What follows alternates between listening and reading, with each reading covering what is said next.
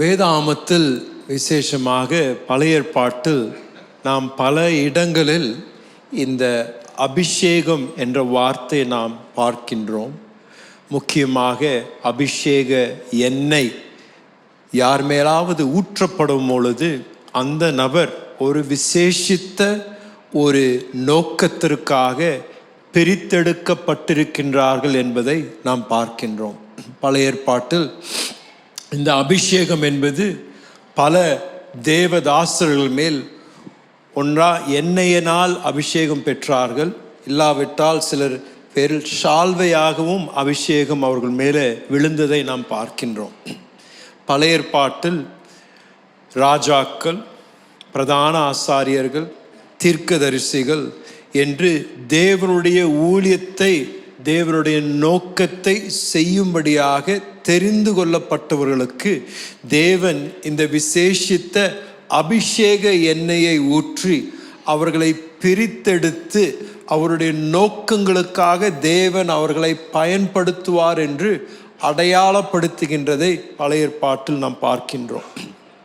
அபிஷேகம் என்பது தேவன் அவர்கள் மேல் ஒரு நோக்கத்தை வைத்திருக்கின்றார், ஒரு விசேஷித்த திட்டத்தை வைத்திருக்கின்றார், அல்ல பிரித்தெடுத்திருக்கின்றார் என்பதை குறிக்கின்றதை நாம் பழைய ஏற்பாட்டில் பல இடங்களில் நாம் பார்க்கின்றோம். இதே அபிஷேகம்தான் புதிய ஏற்பாட்டில் நமக்கு அபிஷேகம் எண்ணெயாக மாத்திரமல்ல, இது பரிசுத்தாவியானுடைய அபிஷேகமாக நாம் புதிய ஏற்பாட்டில் வாழ்கின்ற விசுவாசிகள் நம்முடைய வாழ்க்கையில் உணர்கின்றோம், அனுபவிக்கின்றோம்.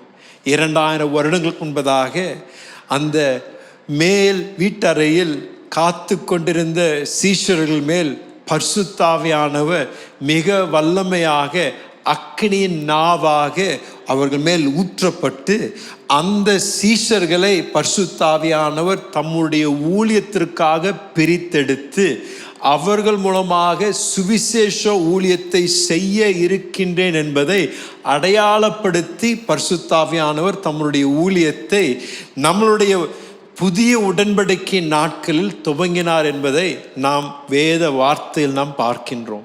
இன்றைக்கு உங்களோடு கூட இந்த தேவ அபிஷேகம் எப்படி இன்றைக்கும் தேவ பிள்ளைகளுக்கு ஆண்டவர் தருகின்றார்.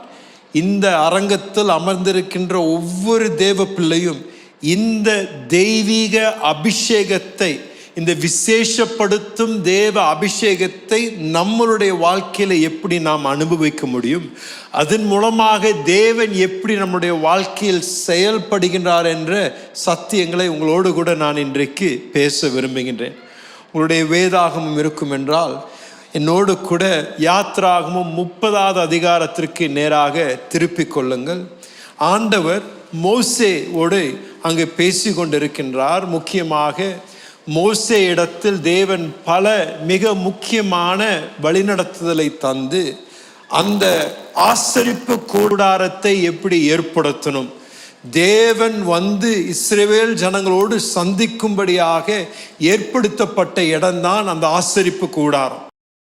எப்பொழுதெல்லாம் இஸ்ரவேல் ஜனங்கள் பயணம் செய்து ஒரு இடத்தில் அவர்கள் தங்கி இருக்கும் பொழுது உடனடியாக இஸ்ரவேல் ஜனங்கள் அந்த இடத்தில் அந்த ஆசரிப்பு கூடாரத்தை ஏற்படுத்தி அந்த இடத்தில் தேவனை தரிசிக்கும்படியாக அந்த இடம் நியமிக்கப்பட்டது. ஆண்டவர் மிக தெளிவாக மோசே இடத்தில் அந்த ஆசரிப்பு கூடாரத்தில் என்ன இருக்கணும், எப்படி அந்த ஆசரிப்பு கூடாரம் அமைக்கப்பட்டிருக்கணும், அதனுடைய நீளம் எவ்வளோ, அகலம் எவ்வளோ என்று உன்னிப்பாக பல காரியங்களை தேவன் மோசே இடத்தில் கூறி அதை செய்யும்படியாக தேவன் அவனுக்கு ஆலோசனை தருகின்றார். அதற்கு பிறகு அதே யாத்ராகமத்தில் 30வது அதிகாரத்தில் விசேஷமாக ஆண்டவர் இந்த அபிஷேக எண்ணெயை குறித்து, அபிஷேக தைலத்தை குறித்து மோசே இடத்தில் போதிக்கின்றார். அதை எப்படி உற்பத்தி செய்யணும், அதை எப்படி அதை புழங்கணும் என்றும் தேவன் அதற்கு மிக அழகாக மோசே இடத்தில் அந்த ஆலோசனை தருகின்றார். அந்த வசன பகுதியை தான் இன்றைக்கு நம் மையமாக வைத்து சில முக்கியமான இந்த அபிஷேகத்தை குறித்த சத்தியங்களை நான் உங்களோடு கூட நான் பேச விரும்புகின்றேன்.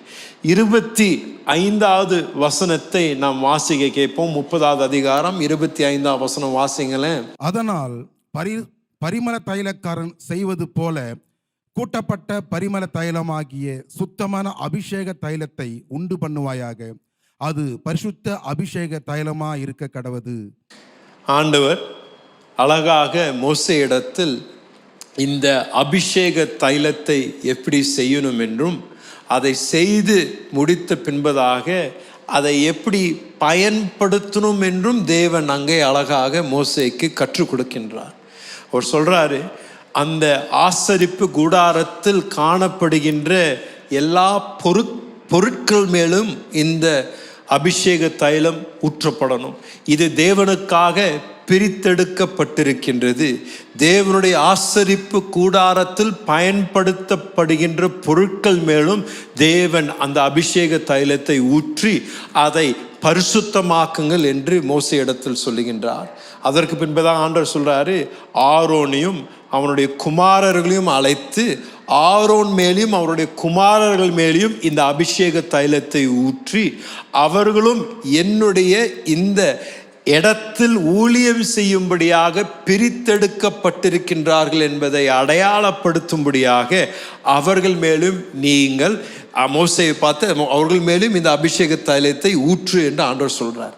இந்த பழைய ஏற்பாட்டில் இந்த அபிஷேக தைலம் ஊற்றப்படும் பொழுது அதற்கு மிக முக்கியமான ஒரு பிரயோஜனம் இருக்கும் என்றால் அதை அடையாளப்படுத்தி காமித்தது. அப்படி என்றால் யார் மேலாவது இந்த அபிஷேக தைலம் ஊற்றப்படும் பொழுது இவர்கள் தேவனுக்காக ஒரு குறிப்பிட்ட ஒரு காரியத்தை செய்யும்படியாக பிரித்தெடுத்திருக்கின்றார்கள் என்பதை கூடியிருந்த ஜனங்களுக்கு அடையாளப்படுத்தும்படியாக இந்த அபிஷேக தைலம் ஊற்றப்படும். சவுலை ஆண்டவர் ராஜாவாக நியமித்த பொழுது சாமுவேல் சவுல் மேலே இந்த அபிஷேக தைலத்தை ஊற்றி இந்த மனிதன் இஸ்ரவேல் தேசத்திற்கு ராஜாவாக ஏற்படுத்தப்படுகின்றான், பிரித்தெடுக்கப்பட்டிருக்கின்றான் என்பதை அடையாளப்படுத்தும்படியாக அந்த அபிஷேக தைலம் அவன் மேல் ஊற்றப்படுகின்றது. தாவீது மேலேயும் அந்த அபிஷேகம் தைலம் ஊற்றப்பட்ட பொழுதும் அதே நோக்கத்துடன் தான் தேவன் அந்த அபிஷேக தைலத்தை ஊற்றினார். ஆனால் புதிய ஏற்பாட்டில் வாழ்ந்து கொண்டிருக்கின்ற நமக்கு ஒரு மிக விசேஷம் உண்டு. ஏனால் பழைய ஏற்பாட்டில் தேவன் வெறும் சிலரை மாத்திரம்தான் தெரிந்து கொண்டு அவர்களை சில நோக்கங்களை நிறைவேற்றும்படியாக அவர்களை அபிஷேகித்தார். ஆனால் புதிய ஏற்பாட்டில் அப்படி அல்ல. புதிய ஏற்பாட்டில் வாழுகின்ற நாம் இயேசுவின் இரத்தத்தால் கழுவப்பட்ட ஒவ்வொரு தேவ பிள்ளையின் மேலும் தேவன் ஒவ்வொருவர் மேலும் பட்சபாதம் இல்லாமல் அபிஷேகத்தை அவர்கள் வாழ்க்கையில ஊற்றி நம்மளுடைய நாட்களும் நம்முடைய தலைமுறையிலும் தேவனுடைய நோக்கங்களுக்காக நாம் செயல்படணும் என்று தேவன் நம்மேல் அபிஷேகத்தை ஊற்றுகிறார் என்று நாம் தேவனுடைய வார்த்தையில பார்க்கின்றோம். பழைய ஏற்பாட்டில் வெறும் சிலர் மேல சில காலங்களுக்கும் சில நேரங்களுக்கும் மாத்திரம்தான் அந்த அபிஷேகம் அவர்களுக்கு இருந்ததே தவிர எல்லா நேரத்திலும் அந்த அபிஷேகம் அவர்களுக்குள் செயல்படலை. ஆனால் புதிய ஏற்பாட்டில் பரிசுத்தாவியான நமக்கு தந்த பொழுது பரிசுத்தாவியான நமக்கு வெறும் அடையாள சின்னம் மாத்திரம் அல்ல, பரிசுத்தாவியான நமக்குள் ஊற்றப்படும் பொழுது நமக்குள் அசைவாடும் ஆவியானவராக மாறி நம்மளுடைய அனுதின வாழ்க்கையை தலகிலாக மாற்றி அசாதாரணமாக வாழ்க்கை வாழும்படியாக தேவன் தம்முடைய பிள்ளைகளுக்கு கிருபை பாராட்டுகின்றார் என்பதை நாம் புதிய ஏற்பாட்டில் பார்க்கின்றோம். இதனால தான் பழைய ஏற்பாட்டில் வாழ்ந்த பல தேவதாசர்கள் மிக வாஞ்சையோடு இந்த புதிய உடன்படிக்கை நாளில் வாழணும் என்று விருப்பப்பட்டார்கள். ஏனென்றால் நீங்களும் நானும் மிக பாக்கியசாலிகள், நீங்களும் நானும் மிக ஆசீர்வதிக்கப்பட்டவர்கள். தேவன் ஏதோ சிலரை மாத்திரம் தெரிந்து கொண்டு சிலரை மாத்திரம் பயன்படுத்தி அவருடைய நோக்கங்களுக்கு தேவன் பயன்படுத்துவதில்லை. இயேசுவின் இரத்தத்தால் கழுவப்பட்ட, இயேசுவின் பாவ மன்னிப்பை பெற்ற ஒவ்வொருவரையும் தேவன் தெரிந்து கொண்டு ஒவ்வொருவரும் விசேஷமாக தேவன் அவர்கள் மேலே அவருடைய ஆவியை ஊற்றி ஒவ்வொருவருக்கும் தேவன் ஒரு நோக்கத்தை வைத்து ஆண்டவர் சொல்றாரு, உன்னுடைய நாட்களில், உன்னுடைய தலைமுறையில், உன்னுடைய சமுதாயத்தில், உன்னுடைய சந்ததியில் உன்னை கொண்டு நான் அபரித விதங்களில் நான் உன்னை பயன்படுத்த விரும்புகின்றேன். உன் மேல் என்னுடைய அபிஷேகத்தை ஊற்றி உன்னை கொண்டு நான் பெரிய காரியங்களை செய்ய விருப்பம் உள்ளவர் என்று தேவன் நம்மை பார்த்து பேசுகின்றார். இந்த அபிஷேகம் என்பது ஒரு மிக விலையேறப்பெற்ற ஒரு காரியம். இந்த அபிஷேகம் என்பது ஒவ்வொரு தேவ பிள்ளையும் வாஞ்சிக்க வேண்டிய மிக முக்கியமான ஒரு கிருபை என்று நான் சொல்லுவேன். நம்மளுடைய வாழ்க்கையில் கூட இந்த அபிஷேகம் நிறைந்த காரியங்களை நாம் பார்க்கும் பொழுது, அனுபவிக்கும் பொழுது நம்மளுடைய ஆவிக்குள் உடனடியாக நாம் உணர்கின்றோம். அப்படின்னா ஒரு சாதாரண பாடலுக்கும் அபிஷேகம் நிறைந்த பாடலுக்கும் ஒரு வித்தியாசம் உண்டு. ஒரு சாதாரண செய்திக்கும் அபிஷேகம் நிறைந்த ஒரு செய்திக்கும் ஒரு வித்தியாசம் உண்டு.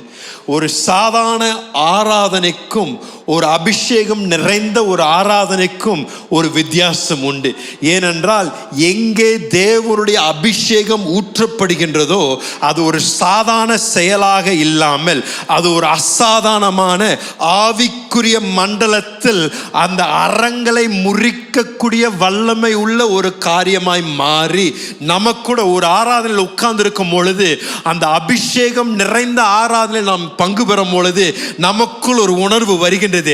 இன்றைக்கு தேவன் ஏதோ ஒரு காரியத்தை என்னுடைய வாழ்க்கையில செய்ய இருக்கின்றார். என்னுடைய வாழ்க்கையில இருக்கக்கூடிய என்ன ஒரு நுகமா இருந்தாலும், என்ன ஒரு அரணா இருந்தாலும், நான் இன்றைக்கு இந்த ஆராதனையில் அமர்ந்து கொண்டிருந்த நேரத்திலே தேவனுடைய அபிஷேகம் ஊற்றப்படுகின்ற பொழுது நுகங்கள் முறிக்கப்படுகின்றது. எனக்கு விரோதமாக உருவாக்கப்படுகின்ற ஆயுதங்களை தேவன் முறிக்கின்றார். தேவன் எனக்காக எழும்புகின்றார் என்ற அந்த உணர்வு நமக்குள் வரும் என்றால் தேவனுடைய அபிஷேகத்தின் நிமித்தமாக நமக்குள் அந்த உணர்வு வருகின்றது. இந்த தேவ அபிஷேகம் ஏதோ ஊழியம் செய்கின்றவர்களுக்கு மாத்திரம் தேவன் தருகின்றது அல்ல. ஏதோ பிரசங்கம் செய்கின்றவர்கள், ஏதோ பாடல் ஊழியத்தை செய்கின்றவர்களுக்கு தான் தேவன் இந்த அபிஷேகத்தை தருவார் என்று எங்கேயும் நாம் வேத வசனத்தில் பார்ப்பதில்லை. யாரானாலும், எப்படிப்பட்ட ஒரு மனிதனாக இருந்தாலும், இயேசுவை தங்களுடைய வாழ்க்கையில் சொந்த இரட்சகராக ஏற்றுக்கொண்டிருந்தார்கள் என்றால் அவர்கள் மேல இந்த விசேஷமான அபிஷேகத்தை, பிரித்தெடுக்கும் அபிஷேகத்தை தேவன் ஊற்றுகிறார் என்பது நிச்சயம்.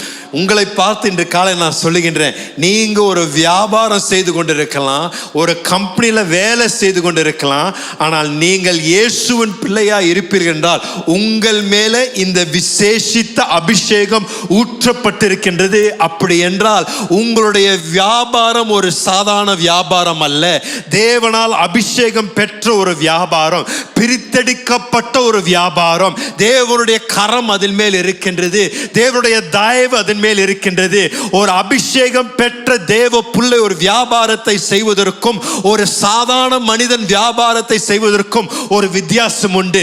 தேவனுடைய பிள்ளைகள் தேவனால் அபிஷேகப்பட்டு அவர்கள் வியாபாரத்தை செய்யும் பொழுது அவர்கள் கையிட்டு செய்வதெல்லாம் வாய்க்கும். அவர்கள் எதெல்லாம் தொடுகின்றார்களோ பெருக ஆரம்பிக்கும். தேவனுடைய தயவு அவர்களோடு கூட இருக்கும். அப்படின்னா நான் உங்களை பார்த்து சொல்றேன், இன்று காலையில தேவனால் அபிஷேகம் பெற்ற தேவ பிள்ளைகளே, நீங்கள் செய்து கொண்டிருக்கின்ற ஒரு சாதாரண வியாபாரமா இருந்தாலும் அபிஷேகத்தை பெற்றிருக்கின்ற நிமித்தம் உங்களுடைய வியாபாரம் ஒரு அசாதாரணமான ஒரு வியாபாரம், தேவனால் ஆசீர்வதிக்கப்பட்ட ஒரு வியாபாரம். இந்த பட்டணத்தில், இந்த தேசத்தில் பிரித்தெடுக்கப்பட்டு தேவன் உங்களுடைய வியாபாரத்தை கொண்டு இந்த நாட்களில் தேவன் தம்முடைய நோக்கங்களை உங்களுடைய கைகளின் பிரயாசங்கள் மூலமாக நிறைவேற்ற வல்லவராக இருக்கின்றார். நீங்க ஒரு கம்பெனியில வேலை செய்து கொண்டிருக்கலாம், உங்க கம்பெனியில் 1000 பேர் வேலை செய்யலாம், ஆனால் நீங்க ஒரு தேவ பிள்ளையா இருந்தீங்க என்றால் உங்களுக்குள் இந்த விசேஷித்த ஆவி இருக்கும் என்றால் நீங்கள் இந்த 1000 பேர் இருக்கிற கம்பெனியிலும் நீங்கள் பிரித்தெடுக்கப்பட்டவர்கள் என்பதற்கு அடையாளம். நீங்கள் ஒரு விசேஷமானவர்கள் என்ற அடையாளம். தேவன் உங்களுடைய வாழ்க்கையின் மேலே தம்முடைய தயவை அவருக்கு உங்களுக்கு உங்கள் வாழ்க்கையில ஊற்றி பலர் செய்ய முடியாததை உங்களால் செய்ய கூடுமான திறமையை பரிசுத்த ஆவியானவர் உங்களுக்கு தர வல்லவராய் இருக்கின்றார். ஐயா, அம்மா உங்கள் மேல ஒரு விசேஷித்த ஒரு ஆவி உண்டு. பரிசுத்த ஆவியார் ஊற்றப்பட்ட பொழுது உங்களுக்கும் எனக்கும் இந்த நாட்களில் தேவ ராஜ்யத்திற்காக சாட்சியுள்ள வாழ்க்கை வாழும்படியாக தேவன் தம்முடைய விசேஷித்த ஆவியை ஊற்றி இருக்கிறார். எங்க இருந்தாலும், எந்த துறையில் இருந்தாலும், நீங்கள் படித்து கொண்டிருந்தாலும், ஒரு பள்ளிக்கூடத்தில் படித்து கொண்டிருந்தாலும், கல்லூரியில் படித்து கொண்டிருந்தாலும், இயேசுவை ஏற்றுக்கொண்டிருந்தீங்கன்னா உங்களுக்குள்ள ஒரு விசேஷத்த ஒரு ஆவி இருக்கு. பிரித்தெடுக்கப்பட்டவர்கள் நீங்கள். உங்களுடைய பள்ளிக்கூடத்திலையும் உங்களுடைய கல்லூரியிலும் நீங்கள் தேவனால் விசேஷமானவர்கள். நீங்கள் அந்த இடத்துல தானியேலை போல தேவன் உங்களுக்கு 10 மடங்கு ஞானத்தையும் கிருபையும் தந்து சிறந்து விளங்க தேவன் உங்களுக்கு கிருபையை பாராட்டுவார். அது நிச்சயம்.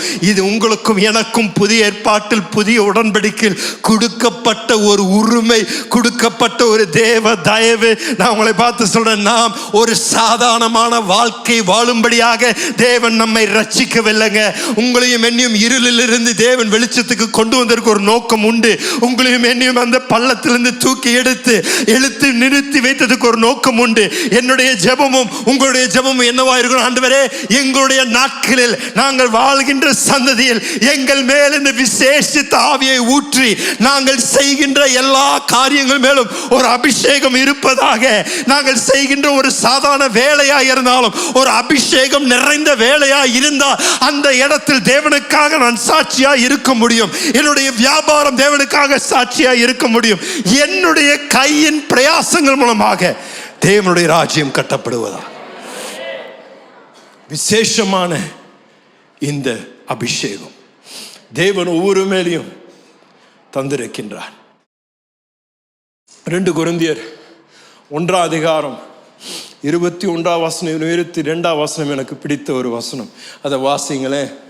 உங்களோடு கூட எங்களையும் கிறிஸ்துவுக்குள் ஸ்திரப்படுத்தி நம்மை அபிஷேகம் பண்ணினவர் தேவனே.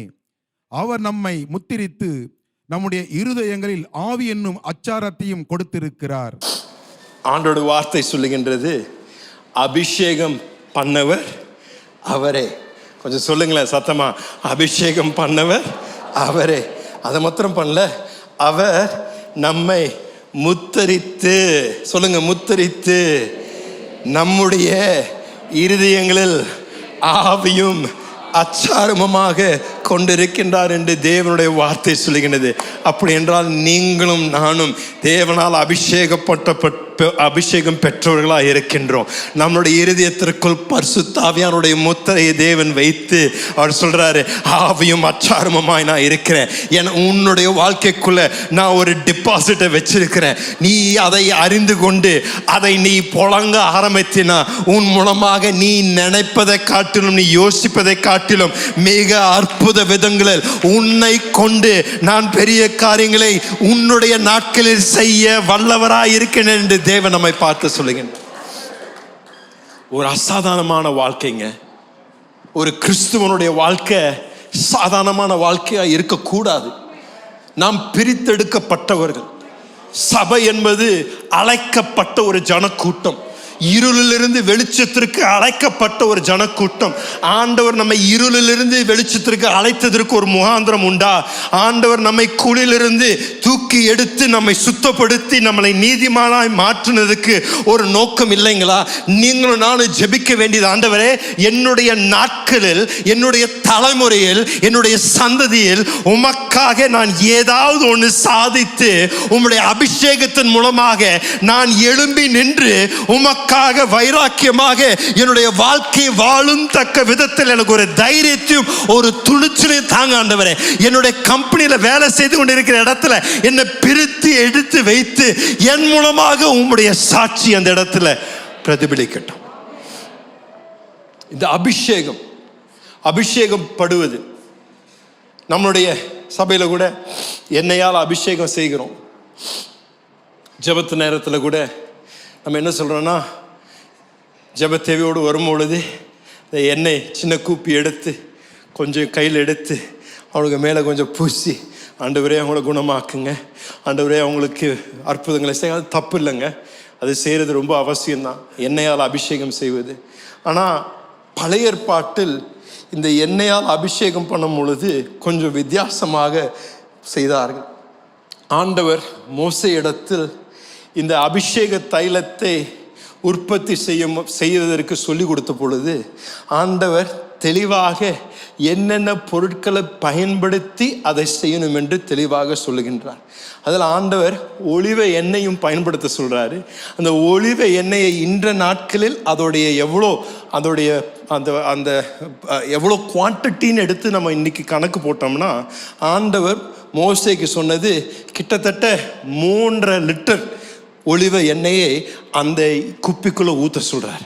அப்படின்னா அந்த அபிஷேக தைலத்தினால ஒருத்தரை அபிஷேகம் செய்யும் பொழுது, இப்பொழுது தாவீதின் மேல் ஒரு அபிஷேகத்தை ஊற்றும் பொழுது அல்ல ஆரோன் மேல அந்த அபிஷேகத்தை ஊற்றி அவனை பிரித்து எடுத்து வைத்த பொழுது எப்படி இருந்திருக்கும்னா, அந்த 122 சங்கீதத்தில் சொல்லப்படுகின்றது, ஆரோன் மேல ஊற்றின அபிஷேகம் அவருடைய தலையிலிருந்து வடிந்து அவருடைய தாடியிலிருந்து வடிந்து அவருடைய வஸ்திரத்தில் வடிந்து அவர் வஸ்திரத்திலிருந்து வடிந்து அவர் கால் வரைக்கும் போய் தலையின் உச்சியிலிருந்து உள்ளங்கால் வரைக்கும் அவர் முழுவதுமாக தேவனுடைய அபிஷேகத்தினால நினைக்கப்பட்டார் என்று தேவ வார்த்தை சொல்கிறது.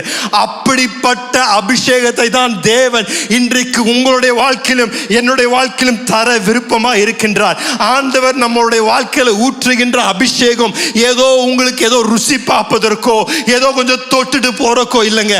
ஆண்டவர் நமக்கு தர விரும்புகிற அபிஷேகம் நம்முடைய வாழ்க்கையில் இருக்கின்ற ஒவ்வொரு துறையும் தொட்டு பாதித்து நம்முடைய வாழ்க்கையில் இருக்கின்ற எல்லா பாகங்களையும் அது பாதிக்கக்கூடிய ஒரு அபிஷேகமாக இருப்பது அவசியம். ஆண்டவரை பார்த்து நம்மளும் அதான் ஜெபிப்பது அவசியம். ஆண்டவரே, இன்றைக்கு நான் ஆராதனைக்கு வந்திருக்கிறேன், ஆண்டவரே உம்மை ஆராதிக்க வந்திருக்கிறேன், ஆனால் இந்த இடத்தை விட்டு நான் போவதற்கு முன்பதாக என்னை புதிய அபிஷேகத்தினால நிரப்புங்க.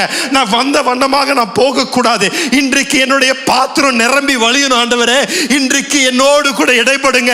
இந்த அபிஷேகத்தை என்னோட தலையில மாத்திரம் பூசி விட்டுறாதீங்க, ஏதோ கொஞ்சம் ருசித்து எனக்கு கொடுத்துறாதீங்க. என்னை முள்ளுக்கும் முக்கி எடுத்து நீச்சல் ஆழம் போகும் வரைக்கும் என்னை அபிஷேகத்தினால நிரப்பி இந்த இடத்தை விட்டு நான் போகும் பொழுது தேவனுடைய அபிஷேகத்தின் ஆவி எனக்குள் பொங்கி வருவதாக. நான் வேறுபடுத்தினவன், எனக்குள் விசேஷமான தேவ ஆவி இருக்கின்றது என்று மற்றவர்கள் பார்க்கும்படியாக என்னை அபிஷேகம் ஆண்டவரே என்று ஜெபிப்பது அவசியம். இன்று பல நேரங்களில் சபைக்கு வரும் பொழுது பலருடைய எதிர்பார்ப்பு ஏதோ வரும், பாட்டு பாடணும், ஒரு செய்தியை கேட்டோம், நல்லது என்று போய்கொண்டிருக்கின்றாங்க.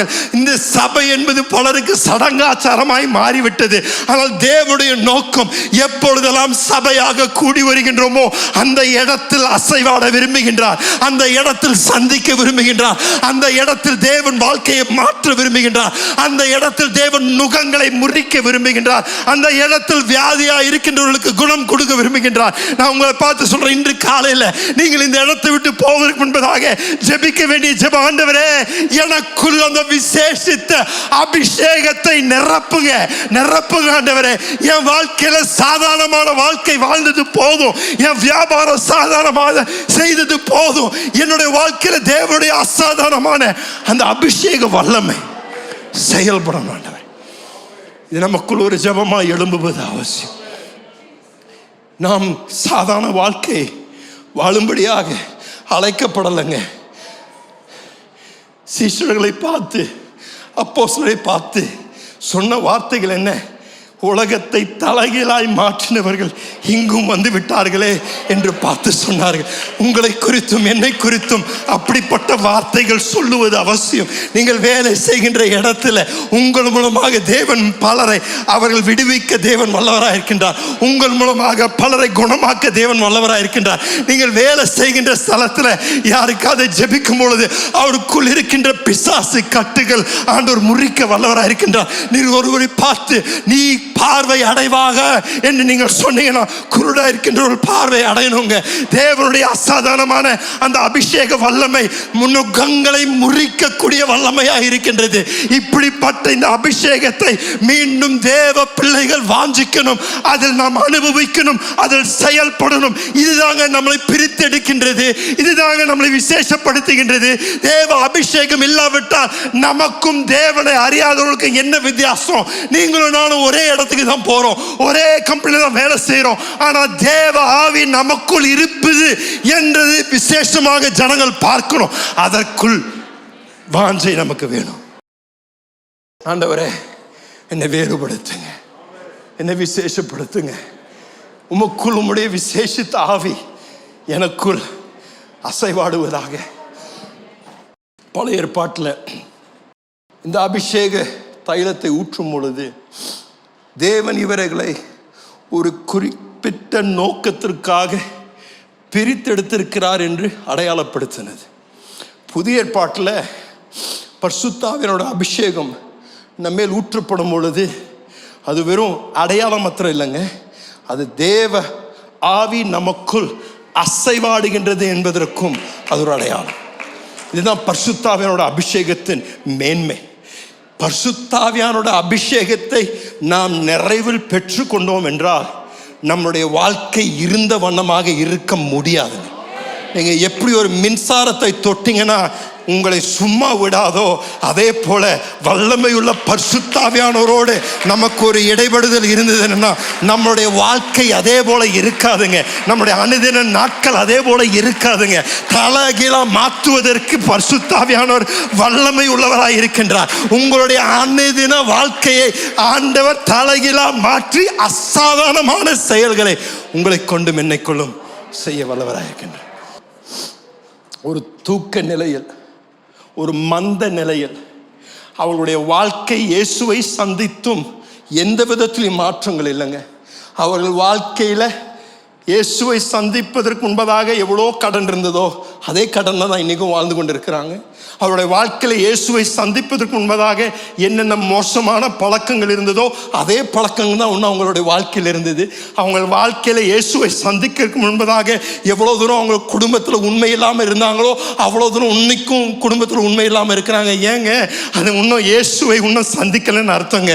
இன்னும் அந்த பரிசுத்தாவினோட வல்லமை அவங்களுடைய தொடவில்லைன்னு அர்த்தம். ஏன்னா பரிசுத்தாவியான ஒருவரை நிரப்புவார், ஆனால் பரிசுத்தாவியான ஒருவரோடு இடைபடுவார் என்றால் அந்த சீசர்களை பாருங்க, அந்த மேல் வீட்டறையில் அன்றைக்கு பயந்து ஒளிந்து கொண்டு யார் எங்களை கொன்று விடுவார்களோ என்று கதவை பூட்டி கொண்டிருந்த இடத்தில் பரிசுத்தாவியானவர் அக்கினி போல் அந்த இடத்தில் அங்கு ஊற்றப்பட்ட பொழுது அந்த மனிதர்கள், பயந்து கொண்டிருந்த மனிதர்கள் அன்றைக்கு தலைகீழாய் மாறி அந்த வீட்டை விட்டு வெளியே வந்து கூரையில் இருந்து எழும்பி பேதுரு பிரசங்கம் பண்ண ஆரம்பிக்கிறான். கூடி வந்திருந்த யூதர்களை பார்த்து சொல்றான், கலிலேயரை பார்த்து சொல்றான், நீங்கள் எல்லாரும் கேளுங்க, நான் உங்களுக்கு ஒரு செய்தியை சொல்ல இருக்கின்றேன். இயேசுவாகிய கர்த்தர் உங்களை ரட்சிக்க வல்லவராய் இருக்கின்றார் என்று. இந்த பேடி பேதுரு இயேசுவை மறுதலித்தான். ஆனா பரிசுத்த ஆவியானவர் உள்ள வந்தனே தலைகீழாய் மாறினானுங்க. இது நம்மளுடைய சபையில் விசுவாசிகளுடைய அனுபவமாய் இருப்பது அவசியம்.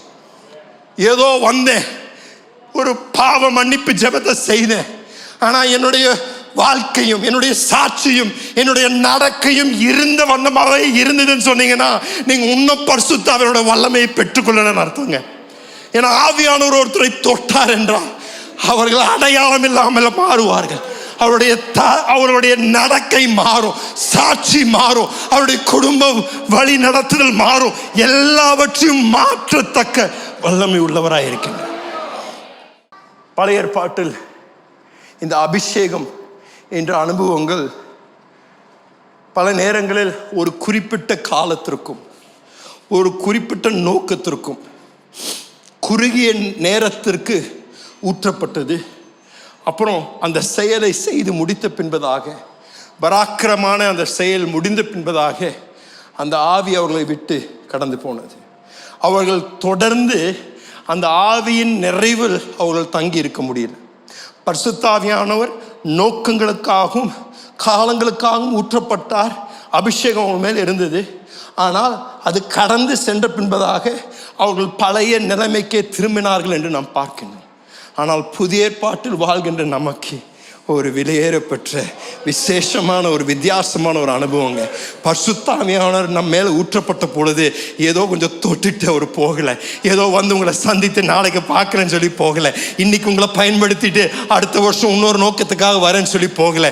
அவர் ஊற்றப்பட்ட நாளிலிருந்து இன்றைக்கு வரைக்கும் நமக்குள் நிலைத்திருக்கின்றாருங்க. அவர் மாறவில்லை, அவருடைய வல்லமை குறைந்து போகவில்லை. எந்த ஆவி உங்களுக்குள் ஊற்றப்பட்டதோ அதே வல்லமையுள்ள ஆவி இன்றைக்கும் உங்களுக்குள் பலமாக செயல்பட்டு கொண்டிருக்கின்றது என்று நான் உங்களை பார்த்து நான் சொல்லுகின்றேன். என்னுடைய வார்த்தை 1 யோவான் 2ஆம் அதிகாரத்தில் 27ஆம் வசனத்தில் ஆண்டவருடைய வார்த்தை சொல்லுகிறது, வாசிங்களேன். நீங்கள் அவராலே பெற்ற அபிஷேகம் உங்களில் நிலைத்திருக்கிறது, ஒருவர் உங்களுக்கு போதிக்க வேண்டுவதில்லை. அவரால் பெற்ற அபிஷேகம் உங்களுக்குள் நிலைத்திருக்கின்றது. கொஞ்சம் சத்தமா சொல்லுங்களேன், நிலைத்திருக்கின்றது. அது யாரும் திருட முடியாதுங்க.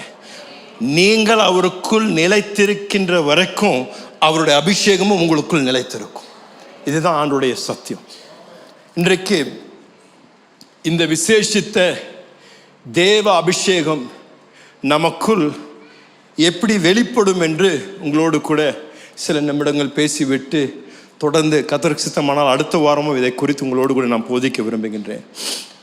இந்த விசேஷித்த தேவனுடைய அபிஷேகம் நமக்குள் எப்படி வெளிப்படும்? முதலாவதாக, நாம் நொறுக்கப்படும் பொழுது, உடைக்கப்படும் பொழுது தேவனுடைய அபிஷேகம் நம் மூலமாக வெளிப்படுகின்றது என்று நான் உங்களுக்கு சொல்ல விரும்புகின்றேன். யாத்திராகமம் 30ஆம் அதிகாரத்தில் ஆண்டவர் அந்த 23ஆம் வசனத்திலிருந்து 25ஆம் வசனம் வரைக்கும் மோசே இடத்தில் அந்த அபிஷேக தைலத்தை எப்படி உற்பத்தி செய்யணும் என்று ஆண்டவர் அங்கே ஆலோசனை வழிநடத்தல் தருகின்றார். ஆண்டவர் மோசே இடத்துல சொல்றாரு, 5 பொருட்களை எடுத்து, ஆங்கிலத்தில் ஸ்பைசஸ் என்ற வார்த்தை பயன்படுத்தப்படுகின்றது. ஸ்பைசஸ். நான் இந்த ஸ்பைசஸ் என்ற வார்த்தைக்கு தமிழ் வார்த்தையை தேடிக்கொண்டிருந்தேன் கடந்த வாரமெல்லாம். அண்ட் கடைசியில் என்னுடைய நெருங்கிய நண்பன் கூகுள் இடத்துல கேட்டேன், இந்த ஸ்பைசஸ் என்றால் தமிழில் என்ன அப்படின்னு சொல்லி கேட்டேன். கூகுள் சொன்னார், ஸ்பைசஸ் என்றால் மசாலா என்று சொன்னார். நான் சொன்னேன், மசாலா என்ற வார்த்தை அது சரியாக பொருத்தமாக இல்லையே, ஸ்பைசஸ் என்றால் மசாலாவாக இருக்காது என்று என்னுடைய அம்மா இடத்துலையும் கேட்டேன். அம்மா, இந்த ஸ்பைசஸ் என்ற வார்த்தை இங்கிலீஷில் பயன்படுத்தப்படுகின்றது, தமிழில் அதுக்கு ஒரு ஏற்ற வார்த்தை என் வாயில் நுழையிற மாதிரி சொல்கிற மாதிரி ஏதாவது இருக்கா அப்படின்னு கேட்டேன்.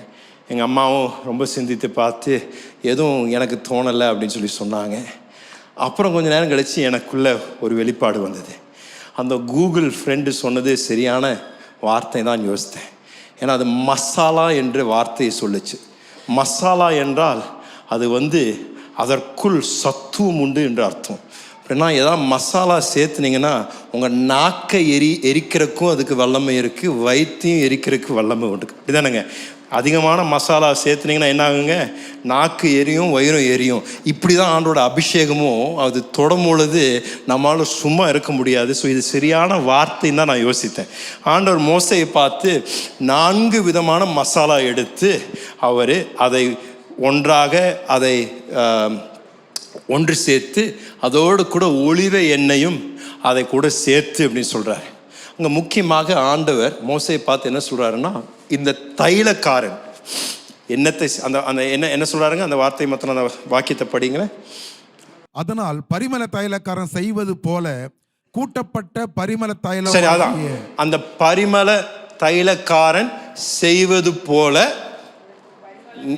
நீயும் அதை செய்ய என்று ஆண்டவர் மோசையை பார்த்து சொல்கிறார். ஸோ இந்த பரிமள தைலக்காரன் என்ன பண்ணுவாங்க? நான் அவர் கொடுத்த மசாலாவில் ஒரு மசாலா பட்டை, இங்கிலீஷில் சினமன். இந்த பட்டையை நீங்கள் ஒரு தைலமாக மாற்றணும்னா அந்த பரிமள தைலக்காரன் என்ன பண்ணணுங்க? அதை உடைக்கணும். அந்த பட்டையை ஒரு சுற்றி எடுத்து தட்டுன்னு தட்டணும். அந்த பட்டையை ஒன்றுக்கு இல்லாமல் தூளாக ஆக்கிட்டு அப்புறம் அந்த பொடியை தூக்கி அந்த கூப்பியில் போடுவார். இப்படி தான் ஒவ்வொரு மசாலாவும் எடுத்து அவர் என்ன பண்ணுறாருங்க? அதை தட்டி, அதை உடைச்சி, அதை தூளாக ஆக்கி அதெல்லாம் குப்பியில் போட்டு ஒன்றாக அதை சேர்த்து கலக்கி அப்புறம் ஒலிவ எண்ணெய் அதுக்குள்ளே ஊற்றி அப்புறம் அதெல்லாம் பண்ணி முடித்தோடனே அதெல்லாம் சேர்ந்து அது ஒரு அபிஷேக தைலமாகவே மாறுகின்றது என்று ஆண்டோடைய வார்த்தையில் நம்ம பார்க்குறோம். அப்படின்னா என்ன அர்த்தம்னா, ஐயா அம்மா, நம்மளுடைய வாழ்க்கையில் கூட இந்த உடைக்கின்ற அனுபவங்கள் வழியாக கடந்து செல்லும் பொழுது, நொறுக்கப்படுகின்ற அனுபவங்கள் வழியாக கடந்து செல்லும் பொழுது, எல்லா இடங்களிலிருந்து இடி விழுகும் பொழுது, நீங்கள் நசுக்கப்படும் பொழுது, நீங்கள் ஞாபகம் வைக்க வேண்டிய ஒரு மிக முக்கியமான ஒரு சத்தியம் இருக்கணும்னா, ஆண்டவர் என்னுடைய வாழ்க்கையில ஒரு பரிமள தைலக்காரரை போல எனக்குள்ள அபிஷேக தைலத்தை இப்பொழுது உருவாக்கி கொண்டிருக்கின்றார். என்னுடைய இடிக்கப்படுகின்ற நாட்கள், நொறுக்கப்படுகின்ற நாட்கள். நீங்க ஒருவேளை சொல்லலாம், பாஸ்டர் எனக்கு இந்த கடந்த மாதங்கள் என்னுடைய இருதயம் நொறுக்கப்பட்டது, பல விதமான அழுத்தல் வழியாக நான் கடந்து சொன்னேன், எனக்கு என்ன நம்பிக்கைன்னு தெரியல பாஸ்டர், பல காரியங்களுடைய வாழ்க்கையில எனக்கு எதிர்மறையாக நடந்து கொண்டிருக்கின்ற உங்களை பார்த்து சொல்றேன், சோர்ந்து போகாதீங்க. நீங்கள் இடிக்கப்படும் பொழுது, ஒடுக்கப்படும் பொழுது, நெருக்கப்படும் பொழுது இந்த சம்பவங்கள் எல்லாம் பயன்படுத்தி அந்த பரிமள தைலக்காரராகிய பரிசுத்த ஆவியானவர் உங்களுக்குள்ள அதை உற்பத்தி செய்து கொண்டிருக்கின்றார். ஒரு புதிய அபிஷேகம் இதிலிருந்து ஆண்டவர் உங்களுடைய வாழ்க்கையில ஊற்ற ஆரம்பிப்பார்.